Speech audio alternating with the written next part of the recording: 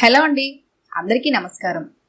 ఈరోజు మనం బులుసు రాధాకృష్ణమూర్తి గారు రచించిన మానవత్వం చచ్చిపోలేదు అనే ఓ చక్కటి కథను విందాం.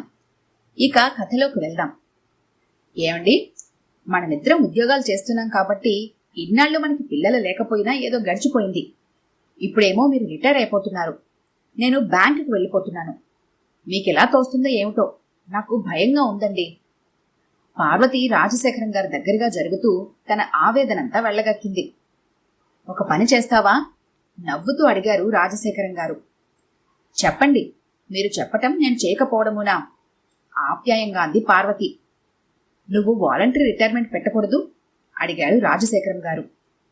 మనం ఇప్పటి వరకు సంపాదించింది చాలు. మనకి శుభ్రమైన ఇల్లు ఉంది. మనకింక ఎవరున్నారని? నువ్వింకా ఆరోగ్యం పాడు చేసుకుని కష్టపడాలి చెప్పు. నువ్వు కూడా ఈ మధ్య ముడుపున్నంత హుషారుగా ఉండటం లేదు. చాలా నీరసంగా కనబడుతున్నావు. ఎన్నాళ్ళ నుండో తన మనసులోనే దాచుకున్న అభిప్రాయాల్ని ఈవేళ మనసు విప్పి చెప్పేశారు రాజశేఖరం గారు. అవునండి, నేను అదే ఆలోచిస్తున్నాను. నేను కూడా బ్యాంకుకి వెళ్ళిపోతే మీకు భోజనం పెట్టేవారెవరుంటారు? మీ ఆలన పాలన చూసేవారెవరుంటారు? అడిగింది పార్వతి. సరేలే, పడుకో, తర్వాత ఆలోచించుకోవచ్చు అంటూ నిద్రకు ఉపక్రమించారు రాజశేఖరం. కాని పార్వతికి ఆ రాత్రంతా నిద్రపట్టలేదు. తన జీవితం ఇప్పుడు ఒక మలుపు తిరగబోతోంది. ఇన్నాళ్ళు జరిగింది ఒక ఎత్తు, ఇకపై జీవితం మరో ఎత్తు. పిల్లలు లేకపోయినా ఇద్దరు బ్యాంకులో పనిచేస్తుండటం వలన ఉదయం లేవడం, ఆద్రాబాద్రాగా వంట పూర్తి చేయటం, ఇద్దరికి భోజనం క్యారేజీలు సర్దటం, ఇద్దరు కలిసి స్కూటర్ మీద వెళ్లటం, లంచ్ టైంలో బ్యాంక్ డైనింగ్ రూమ్లో కలిసి కబుర్లు చెప్పుకుంటూ భోజనం చేయటం, మళ్ళీ ఇద్దరు సాయంకాలం కలిసి స్కూటర్ మీద రావటం, హాయిగా వేడివేడిగా కాఫీ రిలాక్సింగ్ గా త్రాగుతూ రోజంతా పడి శ్రమ మర్చిపోవటం, మళ్ళీ వంట, టీవీ సీరియల్స్ చూడటం, ఆ రోజు పేపర్ తిరగేయటం, పేపర్ విశేషాలు ఇద్దరు డిస్కస్ చేసుకోవటం, ప్రక్క మీదకు జారిపోవటం. ఇదే వారి దైనందిన జీవితం. శనివారం బ్యాంకుకు హాఫ్ డే కావడం వలన సాయంత్రం ఈ సినిమాకో, స్నేహితులింటికో, బజారుకో వెళ్లటం, ఆదివారం హాయిగా ఇంట్లోనే గడపటం. ఇలా గడిచిపోయాయి రోజులు, సంవత్సరాలు. కొన్నిసార్లు ఇద్దరికి చెరో బ్రాంచీలో వేయడం వలన భర్త తనను తన బ్యాంక్ దగ్గర డ్రాప్ చేయటం, వచ్చేటప్పుడు మళ్లీ తనను పికప్ చేసుకోవటం జరిగిపోయేది. రాజశేఖరం గారు ఇంట్లో అన్ని పనుల్లోనూ తనకి ఎంతో చేదోడువాదుడుగా ఉండేవారు. ఇద్దరు ఉద్యోగాలు చేస్తున్నా కాని తనకు అలసట అనేది ఉండేది కాదు. ఒక్క పిల్లలు లేరన్న బాధ తప్ప. జీవితం ఎంతో హాయిగా సరదాగా గడిచిపోయింది. రాజశేఖరం లాంటి భర్త తనకి దొరికినందుకు ఎంతో మురిసిపోతూ ఉండేది తను. బ్యాంక్ ఇచ్చే ఎల్టీసీ మీద ఒక్కోసారి ఒక్కో ప్రదేశానికి చిలికా గోరింకల్లా వెళ్లి ఎంజాయ్ చేసేవారు. ఆ రోజులు మళ్లీ రావు. కాలచక్రం ఎంత స్పీడ్గా గిర్రున తిరిగిపోయింది. కాని ఎవరింటికైనా వెళ్ళినప్పుడు, వాళ్ల పిల్లల్ని చూసినప్పుడు పిల్లల్లేని లోటు తెలిసేది తనకి. లోపలే ఎంతో బాధపడుతూ ఉండేది. కాని రాజశేఖరం గారి ఊరట తనకి కొండంత ధైర్యాన్ని, ఆత్మవిశ్వాసాన్ని, మనోస్థైర్యాన్ని ఇచ్చేది. జీవితం దుడిదుడుకులు లేకుండా ముందుకు సాగిపోయేలా చేసింది. అర్ధరాత్రి మంచి గాఢ నిద్రలో ఉన్న భర్తను లేపి, ఏమండి అని పిలిచింది పార్వతి. ఉలిక్కిపడి లేచాడు రాజశేఖరం గారు.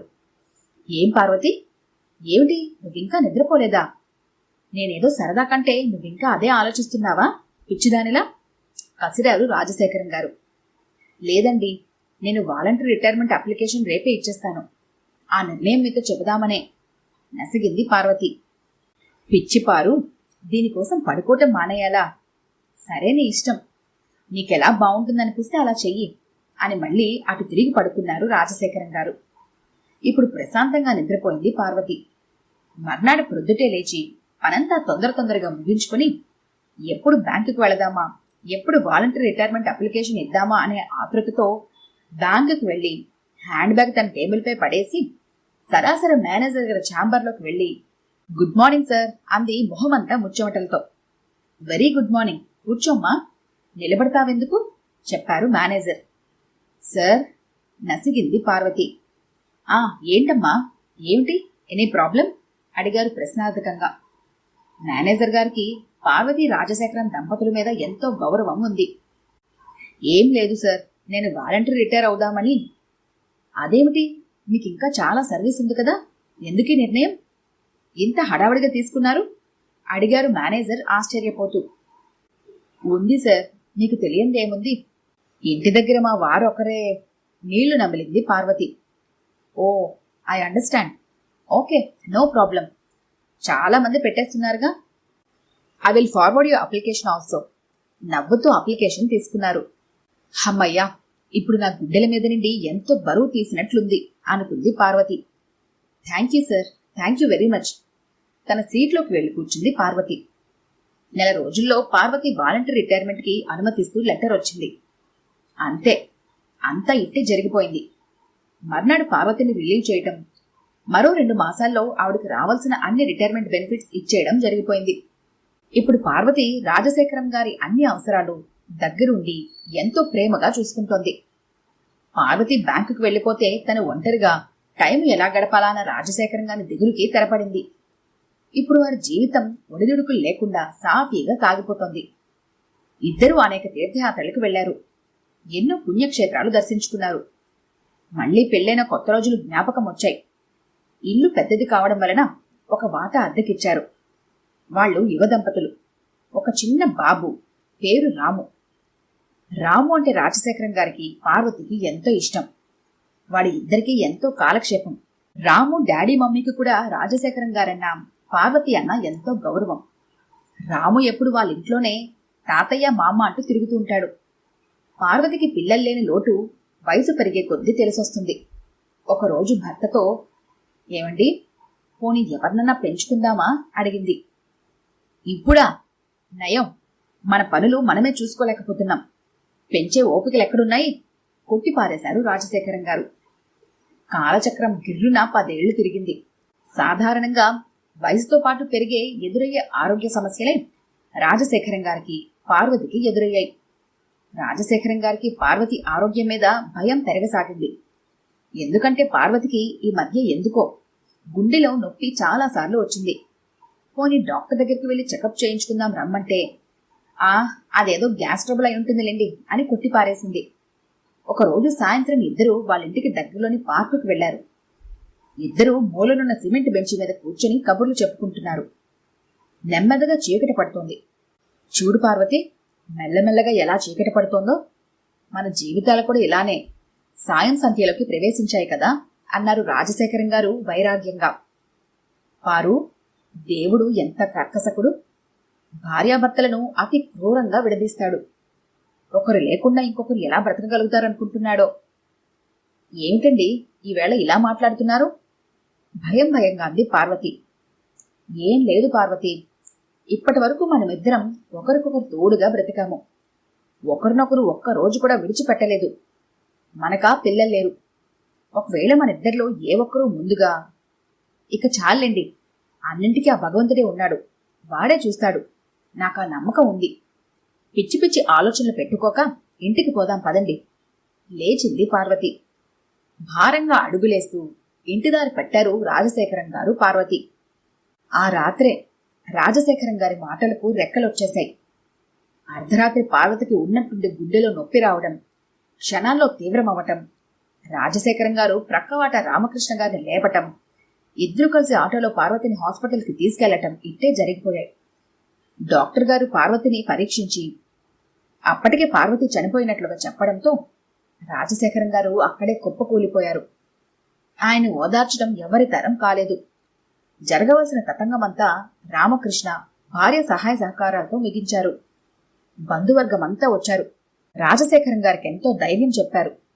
ఏ మనిషికైనా ఇలాంటి కష్టాలు తప్పవన్నారు. మా ఇంటికొచ్చి 1-2 నెలలుండండి, ఆ తరువాత అదే అలవాటైపోతుంది అని కొందరు బంధువులు ఆహ్వానించారు. 1-2 నెలలు! ఆహా, ఎంత ఉదారులు! ఏమి అనుబంధాలు, ఏమి ఆప్యాయతలు! నవ్వుకున్నారు రాజశేఖరం గారు. నా బ్రతుకు నన్ను బ్రతకనివ్వండి. మీరు వెళ్ళి మీ పనులు చూసుకోండి. నేనెక్కడికి రాను. మీ ఆప్యాయతకు చాలా థ్యాంక్స్ అని చెప్పేశారు రాజశేఖరం గారు. రాజశేఖరం గారి జీవితంలో ఏదో చెప్పలేని వెలితి. పార్వతి లేని జీవితం నిస్సారంగా మారిపోయింది. క్షణక్షణం పార్వతి గుర్తుకు రాసాగింది. పుస్తకాలు, టీవీ, పూజ, ప్రక్కవాట రామకృష్ణ కొడుకు రాము, పార్వతి జ్ఞాపకాలు, ఇప్పుడు ఆయన నేస్తాలు. ఇంతలో ఒకరోజు ప్రక్కవాట రామకృష్ణ, రాధ తన పేపర్ చదువుతుంటే వచ్చారు.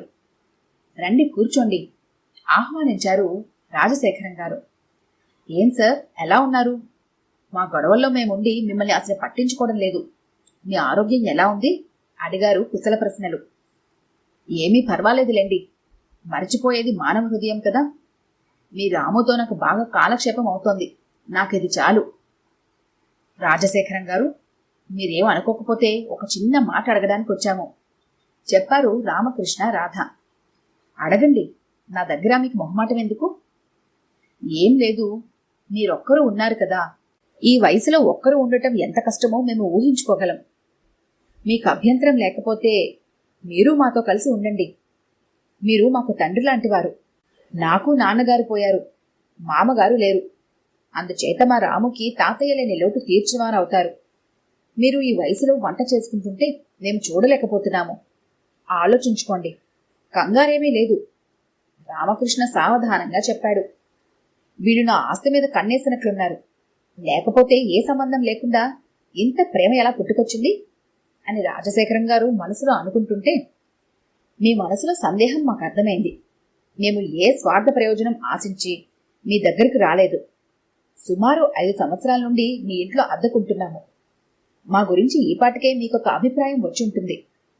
మీ యావదాస్తిని మీకు ఎవరైనా దగ్గర బంధువులు, ఆత్మీయులు ఉంటే ఇచ్చేయండి. లేదా ఏ అనాథాశ్రమానికో, వృద్ధాశ్రమానికో, ఏ దేవాలయానికో, మీ ఇష్టం. మీకేది చేయాలనిపిస్తే ఆ పని చేయండి. ఆ తర్వాతే మా ఇంటికి రండి. అప్పుడు ఇంక ఏ అనుమానాలకు ఆస్కారం ఉండదు. నోనో, అదేం కాదు బాబు.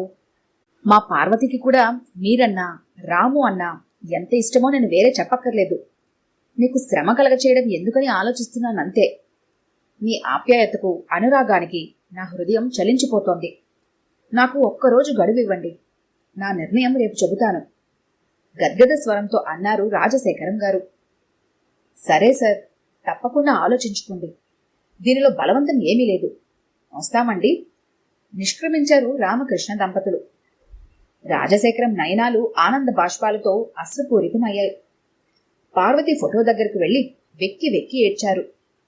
పారు, ఆనాడు చివరిసారిగా నువ్వు అన్నావు చూడు, ఆ దేవుడే చూస్తాడని. నీ మాట నిజమైంది పారు. ఆ దేవుడే రామకృష్ణ రాధల రూపంలో నన్ను చూస్తున్నారు. ఇక నాకు దిగుల్లేదు. నువ్వు నిశ్చింతగా ఉండు. ఆ దేవుడి పిలుపు కోసం ఎదురు చూస్తున్నాను. వీలైనంత తొందరలో నీ దగ్గరికి వచ్చేస్తాను.